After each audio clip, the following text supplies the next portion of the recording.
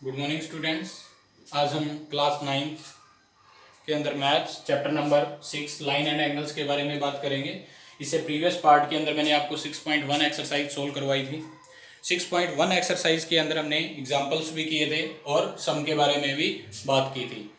तो आज हम उससे नेक्स्ट एक्सरसाइज के पहले कुछ बेसिक्स के बारे में पढ़ लेते हैं। वैसे तो चैप्टर का बेसिक मैंने आपको बता दिया है, फिर भी जैसे एक्सरसाइज आती है तो उसका एक नया कॉन्सेप्ट आ जाता है कि इस एक्सरसाइज में हम ज़्यादातर क्या, तो ये मैंने कुछ पॉइंट्स राइट किए हैं जिनके बारे में हम पढ़ने वाले हैं। तो पैरेलल लाइन और ट्रांसवर्सल लाइंस का कॉन्सेप्ट है इसमें। तो मैंने पैरेलल लाइन के बारे में और ट्रांसवर्सल लाइन के बारे में आपको जनरली बता दिया था बेसिक पार्ट के अंदर। अब हम interior angle, exterior angle, corresponding angle, alternate interior angle और अल्टरनेट एक्सटीरियर एंगल और interior angle on the same side of transversals, उसके बारे में कुछ थ्योरम्स के रिजल्ट भी पढ़ेंगे। तो ये है हमारे पास। इसका एक बार मैंने इसको राइट करने का, ताकि आपको व्यू पता चल जाए कि हमें कौन कौन से टॉपिक अभी रीड करने हैं। तो सबसे पहले आपको मैं बात करता हूँ कि पैरेलल लाइंस के बारे में, कि what is parallel lines. These are those lines which can not be intersect at any point. जो कभी भी किसी भी पॉइंट पर इंटरसेक्ट ना करे, उन लाइंस को क्या बोला जाता है? Parallel lines. अब ये ट्रांसवर्सल लाइंस क्या होती है? फॉर एग्जांपल के लिए मैंने ये दो लाइंस लगाई, ये वो lines, these are those lines which can not intersect at any point. जो कभी भी किसी भी पॉइंट पर इंटरसेक्ट नहीं कर रही हैं, इन लाइंस को क्या बोलते हैं? Parallel lines. आप सभी जानते हैं। अब इन दो लाइंस को, जब दो कोई भी दो लाइंस है, चाहे वो पैरेलल हो चाहे ना हो, कोई जरूरी नहीं है। ये लो, ये दो लाइंस है। अगर इन दोनों लाइंस को या एल और एन दो लाइंस को कोई एक थर्ड लाइन कट कर देती है, सपोज किया ये मैंने लाइन कट कर दी, तो इस लाइन को क्या बोला जाता है? Transversal line. ट्रांसवर्सल लाइन ये 8th में भी आता है।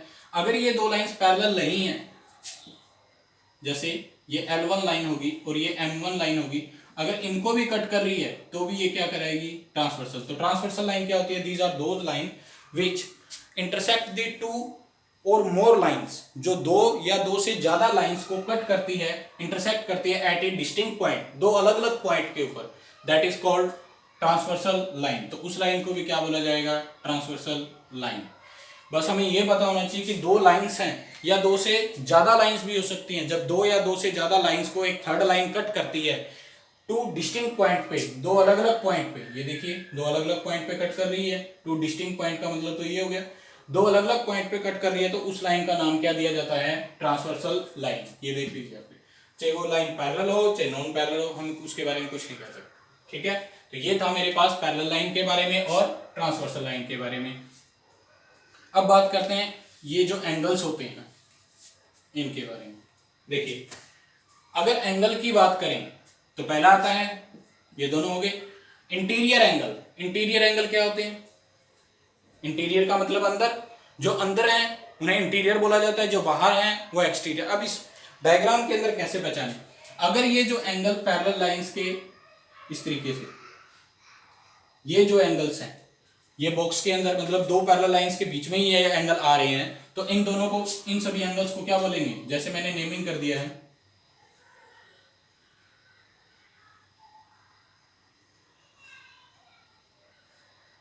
ये मैंने इनको थोड़ा सा, अब जो सिंगल सिंगल लाइन है वो तो क्या है? इंटीरियर पार्ट के अंदर।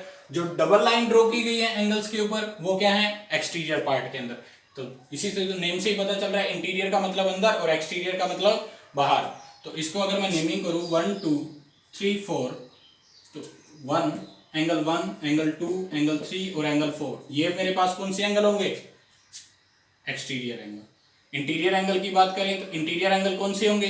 इसको मैंने 5 6 7 8 ये नेमिंग कर दी। तो एंगल 5, एंगल 6 और एंगल 7 और एंगल 8, ये एंगल मेरे पास कौन से हो जाएंगे? Interior angle. तो इंटीरियर एंगल और एक्सटीरियर एंगल समझ आ गया कि जो एंगल्स अंदर होते हैं, मतलब कहने का मतलब अगर डायग्राम के अंदर दो पैरेलल लाइन दी गई है तो दो लाइंस के बीच में है तो इंटीरियर है।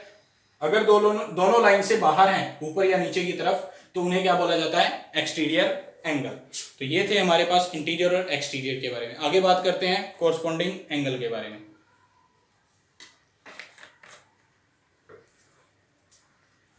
देखिए, कोरस्पॉन्डिंग एंगल्स क्या होते हैं? ये एंगल समझने जरूरी है, क्योंकि क्वेश्चन के अंदर सबसे ज्यादा इन्हीं एंगल्स का यूज होता है। आगे 9th के अंदर तो होता ही है इनका यूज, 10th में भी बहुत ज्यादा यूज है। देखिए कोरस्पॉन्डिंग एंगल्स अलग से बना दिया मैंने, दो पैरेलल लाइन और एक ट्रांसवर्सल लाइन। अगर एक एंगल इंटीरियर हो और दूसरा एंगल एक्सटीरियर हो, समझिए बात ध्यान से, एक एंगल इंटीरियर हो दूसरा एंगल एक्सटीरियर हो, तो कौन सा एंगल बनेगा? Corresponding angle. बट कंडीशन क्या है कि ट्रांसवर्सल लाइन के सेम साइड होने चाहिए। ये दोनों लाइन पैरेलल, इनको कट करने वाली लाइन ट्रांसवर्सल, ट्रांसवर्सल के सेम साइड मतलब या तो राइट साइड में या लेफ्ट साइड में। क्या दोनों एंगल राइट साइड में? सेम साइड की भी बात होगी। एक इंटीरियर है एक एक्सटीरियर, तो ये इंटीरियर है और ये एक्सटीरियर है, ये बात सही है। अगर फिर भी किसी को ना समझ आए तो इसके अंदर एक रूल होता है कि आप एफ की शेप बना के देख लीजिए। देखिए क्या इसमें एफ की शेप बन रही है? ये तो जहां पर क्वेश्चन के अंदर या डायग्राम के अंदर एफ की शेप बने वहां कौन सा एंगल बनेगा? Corresponding angle. But corresponding angle के लिए हमें कंडीशन क्या रखनी है कि एक तो इंटीरियर होना चाहिए, दूसरा एंगल एक्सटीरियर होना चाहिए, ये बात ठीक है। बट क्या होना चाहिए? Same side on same side of the transversal, transversal के सेम साइड होना चाहिए। Got it? तो ये दो बातें हमें किसके लिए याद रखनी है? कोरस्पॉन्डिंग एंगल के लिए। अब कोरस्पॉन्डिंग एंगल देखिए, क्या इसमें कोरस्पॉन्डिंग एंगल कौन से बनेंगे? तो हमें पता है कि कोरस्पॉन्डिंग एंगल, अब ये इंटीरियर है और ये एक्सटीरियर है, इसी तरीके से क्या ये एक्सटीरियर हो गया, क्या ये इंटीरियर हो गया, तो ये दोनों एंगल भी क्या हो सकते हैं? कोरस्पॉन्डिंग एंगल हो सकते हैं। क्यों? क्योंकि एक इंटीरियर एक एक्सटीरियर, दोनों ट्रांसवर्सल के सेम साइड, लेफ्ट साइड हो या फिर राइट साइड, तो दोनों बात फॉलो कर रही है। और इसमें एफ की शेप देखिए, एफ अब इस साइड से बन रहा है, उल्टा एफ भी बने, ऐसे भी बन सकता है और ऐसे भी बन सकता है। तो जैसे आपको एफ की सी शेप दिखे तो हम उसको चांस क्या रहेगा? कोरस्पॉन्डिंग एंगल का। अगर फिर भी डाउट लगता है तो हम ये कंडीशन चेक करेंगे, इंटीरियर और exterior, transversal on same side. Got it? तो ये था मेरे पास कोरस्पॉन्डिंग एंगल। देखिए एग्जांपल लेते हैं कोरस्पॉन्डिंग एंगल का। मैंने आपके लिए ये डायग्राम ड्रॉ किया हुआ है। इस ट्रांसवर्सल लाइन का नाम क्या है? टी।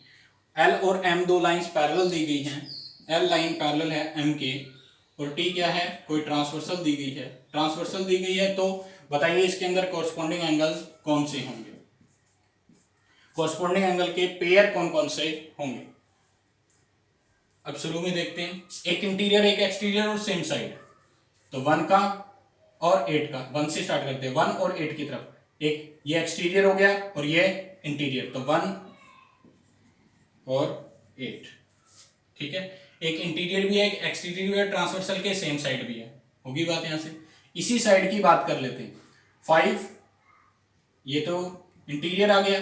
अब एक्सटीरियर देखिए, ये भी इंटीरियर, ये एक्सटीरियर, तो 5 और 4, 5 और 4, ये दोनों पेयर मिलकर क्या बना रहे हैं? Corresponding angle. अब लेफ्ट की बात की, राइट हैंड साइड, ट्रांसवर्सल के राइट में बात करिए। देखिए अगर राइट में बात करते हैं,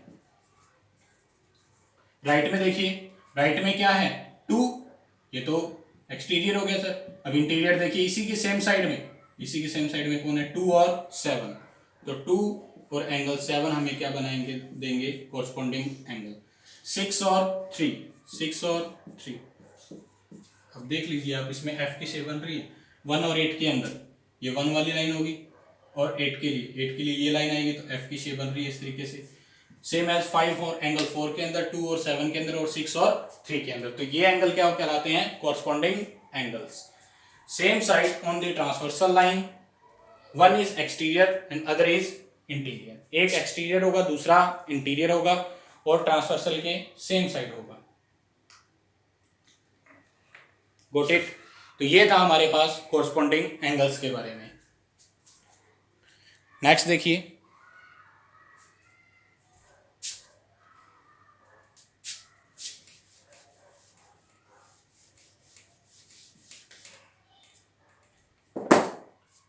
कॉरस्पॉन्डिंग एंगल भी हो गया। अब अल्टरनेट इंटीरियर एंगल और अल्टरनेट एक्सटीरियर एंगल की बात करते हैं। अल्टरनेट एंगल्स के से देखिए अल्टरनेट एंगल कैसे बनेंगे, पहले अल्टरनेट एंगल के बारे में बात कर लेते हैं, फिर इंटीरियर और एक्सटीरियर पे चलते हैं।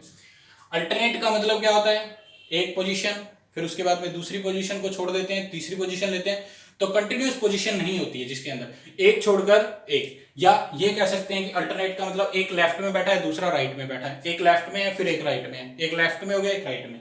तो मैंने कहा कि ये दोनों लाइंस पैरेलल हैं, एल लाइंस पैरेलल है एम के, और टी मेरे पास क्या है, कोई ट्रांसवर्सल लाइन है। तो इसके अंदर अगर दोनों, ये दोनों क्या है, अल्टरनेट पोजीशन में बोल सकता हूं कि एक लेफ्ट में बैठा है दूसरा राइट में, फिर एक लेफ्ट में बैठा है फिर एक राइट में बैठा है, तो क्या एक लेफ्ट में है और एक राइट में है, किसके, ट्रांसवर्सल की। तो कंडीशन यही है कि दोनों अपोजिट पोजीशन पे होने चाहिए, एक लेफ्ट में और दूसरा राइट के अंदर, और दोनों या तो दोनों इंटीरियर हो या दोनों एक्सटीरियर हो, या तो दोनों ही अंदर हो या दोनों ही बाहर हो, तो उसे क्या बोला जाएगा, अल्टरनेट इंटीरियर एंगल। कब, जब अंदर होंगे तो इंटीरियर की बात करेंगे, अगर दोनों बाहर हो जाते हैं तो अल्टरनेट एक्सटीरियर एंगल की बात करेंगे। इसमें जो एक पहचानने का तरीका होता है कि शेप कैसे बनती होती है, जैसे उसमें कैसी शेप बनी थी, एफ के रिगार्डिंग बनी थी, इसमें जो शेप बनेगी वो कैसी बनेगी, जेड की शेप, ऐसी भी बन सकती है और इस तरीके से उल्टा जेड भी बन सकता है, सीधा जेड, दोनों शेप बन सकती हैं। Got it. तो ये था हमारे पास अल्टरनेट इंटीरियर एंगल। जैसे मैंने आपको डायग्राम में बताया, इसको मैं 1 सपोज करता हूं, इसको 2, तो एंगल 1 इज इक्वल टू क्या हो जाएगा, एंगल 1 और 2 जो है ये दोनों क्या कहलाएंगे, अल्टरनेट, एक लेफ्ट में एक राइट के अंदर है और दोनों ही अंदर है, तो अंदर है तो इंटीरियर वर्ड यूज करेंगे, अल्टरनेट इंटीरियर एंगल्स। मैं इनको शॉर्ट फॉर्म में लिख रहा हूं यहाँ।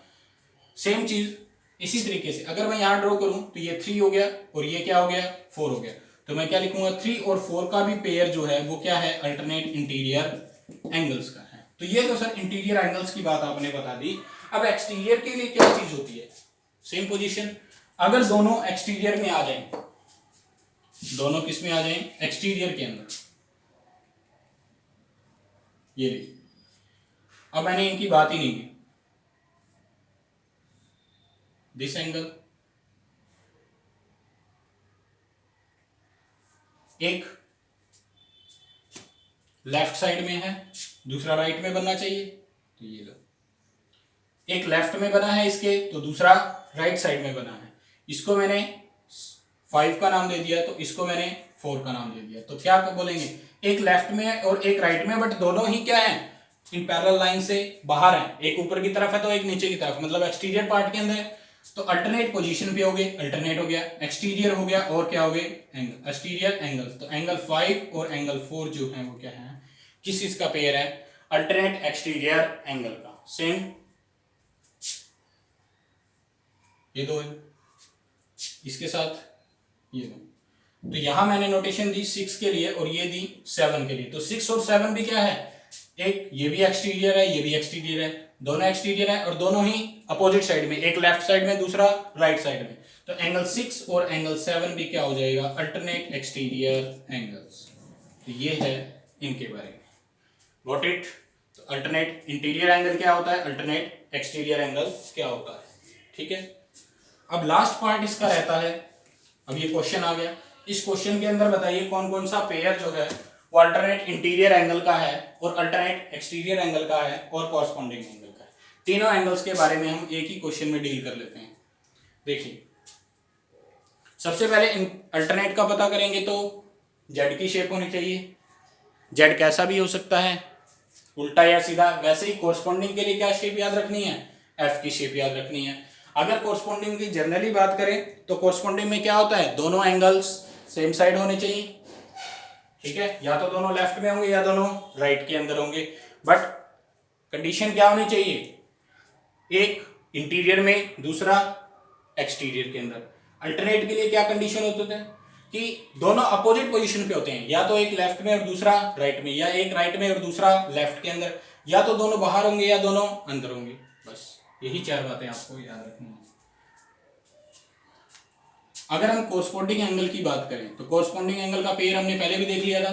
कोरस्पॉन्डिंग एंगल कौन कौन से हैं, 2 का पेयर, पहले 1 से स्टार्ट कीजिए, लेफ्ट साइड से 1 का पेयर बन रहा है 8 के साथ, यस, रीजन एक क्या है, बाहर है और दूसरा क्या अंदर, एक इंटीरियर में एक एक्सटीरियर में, दोनों सेम साइड में। अब इसी साइड से 5 का 4 के साथ, 5 का 4 के साथ पेयर बन रहा है सर। फिर इस साइड से राइट साइड से मैं देखा 2 से 7 के साथ, 2 से 7 के साथ, 6 और 3 का, 6 और 3 का। तो ये कौन से एंगल बन रहे हैं? कॉरस्पॉन्डिंग एंगल्स के रिगार्डिंग। ठीक है, अब बात करते हैं अल्टरनेट इंटीरियर एंगल की। इसमें कैसी, इसके अंदर शेप मैंने आपको बताई है एफ, ऐसे भी बन सकता है, ऐसे भी बन सकता है। इसके अंदर जेड ऐसे भी बन सकता है, ऐसे भी बन सकता है। शेप भी बना के दिखाऊंगा आपको। देखिए जेड वाले पे बात करते हैं, अल्टरनेट इंटीरियर एंगल। अब इंटीरियर की बात है तो इंटीरियर होने चाहिए, दोनों ही एंगल क्या होने चाहिए? इंटीरियर, और अल्टरनेट पोजीशन पे होने चाहिए, नेम से ही पता चल रहा है। अब इंटीरियर एंगल, इंटीरियर 5 6 7 8 है, बस यही एंगल है। अब इंटीरियर अल्टरनेट पोजीशन में देखिए कौन कौन सा है, 5 और 7, 5 और 7 का पेयर बन गया सर। दूसरी बात, इंटीरियर के अंदर वो और कौन है? 6 और 8, तो 6 और 8 का पेयर बन जाता है। तो ये मेरे पास कौन सी एंगल है? Alternate interior angles. अगर आपको शेप की बात करनी है, देखिए मैं 5 और 7 की बात करता हूँ, 5 और 7 के अंदर ये हो गया, ये एंगल हो गया। अब 7 की तरफ जाऊंगा तो ये एंगल आएगा। तो ये क्या है? कौन सी शेप बन रही है? जेड की शेप बन रही है। अगर आप 5 और 7 की बात कर रहे हो तो 5 एंगल किसके साथ बनेगा? ऊपर वाली लाइन के साथ बन रहा है, तो इस लाइन को लेके चलते हैं। फिर 7 एंगल के, तो 7 के पास जाएंगे, 7 इस साइड जा रहा है, तो ये हो जाएगी। ठीक है, तो ये कौन सी शेप बन गई? जेड की शेप। जहां जेड की शेप बने वहां कौन सा एंगल बनेगा? Alternate interior. अगर इंटीरियर की बात कर रहे हैं तो इंटीरियर, एक्सटीरियर की बात कर रहे हैं तो एक्सटीरियर। ठीक है, अब एक्सटीरियर की बात करें, alternate exterior angle. Alternate exterior में बनेगा तो वो भी जेड ही, बट वो एक्सटीरियर साइड बनेगा, और ये किस साइड बना है? इंटीरियर। देखिए एक्सटीरियर साइड कैसे बनेगा, पहले उस पेयर के हिसाब से देखते हैं। अब एक्सटीरियर के एंगल किसकी बात की है? एक्सटीरियर के, तो एक्सटीरियर में 1 2 3 और 4 चार ही एंगल है, 1 2 3 4, 1 2 3 4 के अंदर अब अल्टरनेट पोजीशन पे देखना है, तो 1 के अल्टरनेट कौन है? 3, 2 के अल्टरनेट कौन है? 4, तो एंगल 1 एंगल 3, तो ये क्या हो जाएंगे? Alternate exterior angle. और 2 4 एंगल 2 4, ये देखो, ये तो मैंने पेयरिंग के हिसाब से कर दिया। अब कहोगे सर इसके अंदर शेप बना के दिखाओ, तो देखिए एंगल 1 के अकॉर्डिंग, इसके अंदर एंगल 1 के अकॉर्डिंग 1 और 3 के अंदर बनाना आपने, तो कहीं ना कहीं ये देखिए इस तरीके से है, और ये इस तरीके, बात वही है, बट हमें कौन सा एंगल है? बस इस लाइन को, ऐसी जो ये लाइन है, इस लाइन को अगर एक्सटेंड करते हैं तो क्या यहाँ एंगल बन रहा है? ये चीज, और यहाँ पर भी क्या बन रहा है? एक ये एक्सटीरियर में रखनी है, तो इस लाइन को भी एक्सटेंड करना पड़ेगा। तो ये देखिए ऐसे बनेंगे इसके अंदर, एक्सटेंडेड लाइन के थ्रू। बन तो शेप वही रही है, बट ये एक्सटेंडेड लाइन है, ये एक्सटेंडेड लाइन है, इस पे एंगल बन रहा है, और ये भी एक्सटेंडेड लाइन है, तो ऊपर से एक्सपेंड कर रहे हैं तो नीचे से भी एक्सपेंड कर रहे हैं, तो दोनों साइड जेड की शेप की बन रही है। तो इसीलिए बोलते हैं जो जेड का शेप होती है वो अल्टरनेट एंगल्स के लिए होती है, और एफ की जो शेप बनती है वो कॉरस्पॉन्डिंग के लिए। अदरवाइज आपको डिफाइन करने के लिए मैंने आपको बता ही दिया है क्या, कि कॉरस्पॉन्डिंग एंगल क्या होते हैं? जो सेम साइड्स होते हैं ट्रांसवर्सल के, बट एक इंटीरियर होता है और एक एक्सटीरियर होता है। अल्टरनेट में क्या होता है? अगर इंटीरियर की बात करें तो दोनों ही इंटीरियर होंगे, एक लेफ्ट साइड में और एक राइट साइड में। और एक्सटीरियर की बात करें तो सेम, दोनों ही क्या होंगे? एक्सटीरियर होंगे, बट एक लेफ्ट में और एक राइट के अंदर। अब बात रहती है लास्ट एंगल की, interior angle on the same side of transversal. बस एंगल क्या होंगे? इंटीरियर एंगल क्या होने चाहिए? इंटीरियर, एक्सटीरियर नहीं। किसकी बात कर रहे हैं? सिर्फ इंटीरियर एंगल की बात कर, सिर्फ इंटीरियर एंगल की बात कर रहे हैं, बट किसके सेम साइड? ट्रांसवर्सल के सेम साइड। अब देख लीजिए, जैसे दो पैरेलल लाइंस हैं, एक एल लाइंस है, एक एम लाइंस है, और एक ट्रांसवर्सल है। दो पैरेलल लाइंस मैंने दी और एक ट्रांसवर्सल लाइंस मैंने लगाई, टी जिसका नाम है। अब ये कहता है कि ट्रांसवर्सल के सेम साइड, बट कौन से? इंटीरियर में तो सर यही है, ये चार एंगल आ रहे हैं। ठीक है, तो मैंने इसका नाम ए दे दिया, इसका नाम बी, और इसका नाम सी, और इसका नाम डी। कोई भी दे सकते हो, 1 2 3 4 भी दे सकते हो, ए बी सी डी भी दे सकते हो। जैसे उसने स्टेटमेंट के अकॉर्डिंग बोला कि interior angle on the same side of transversal, transversal के सेम साइड इंटीरियर एंगल, क्या ये ट्रांसवर्सल है? इसके सेम साइड, या तो लेफ्ट में या फिर राइट में। अगर लेफ्ट की बात करें तो लेफ्ट में तो ए और डी एंगल बन रहे हैं सर, तो ए और डी का जो पेयर है वो क्या कहलाएगा, interior angle on the same side of transversal. इसी तरीके से बी और सी का जो पेयर है वो भी क्या कहलाएगा, interior angle on same side. देखिए इसको लिखते हैं interior angle on same side of transversal, transversal के सेम साइड। Got it. ये था। अब इसी को क्या बोल देते हैं, कई बार इसी लाइन को, इतनी बड़ी लाइन का मतलब क्या होता है, इसको क्या बोल देते हैं, को इंटीरियर एंगल, को इंटीरियर। को इंटीरियर, इतनी बड़ी लाइन की जगह हम क्या लिख सकते हैं, इसका नाम को इंटीरियर एंगल्स। तो कोरस्पोंडिंग एंगल के बारे में पढ़ा, अल्टरनेट एंगल के बारे में पढ़ा, अब ये जो नया एंगल है ये क्या है, को इंटीरियर एंगल्स। को क्यों लगाते हैं, इंटीरियर की तो बात समझ आ रही है कि इंटीरियर क्यों बोला, क्योंकि चारों एंगल अंदर है। को का मतलब क्या हो गया कि दोनों सेम साइड है। अगर इस पेयर को ले रहे हैं तो ए और बी भी क्या है, दो सेम साइड्स होगी। इस साइड ले रहे हैं तो दोनों ही सेम साइड्स के अंदर है, तो इसलिए को इंटीरियर एंगल्स। वैसे इसके और नेम्स भी होते हैं। को इंटीरियर की जगह हम इसको क्या बोलते हैं, conjunctive interior angles, allied interior angle, allied angles और को इंटीरियर एंगल्स तो बोलते ही हैं, अलाइड और कंजक्टिव एंगल्स भी बोलते हैं। ठीक है, तो ये थे हमारे पास इसका कुछ बेसिक्स पार्ट। अब इसी एक्सरसाइज की कुछ थ्योरम्स के रिजल्ट हैं, वो देखिए क्या कहते हैं।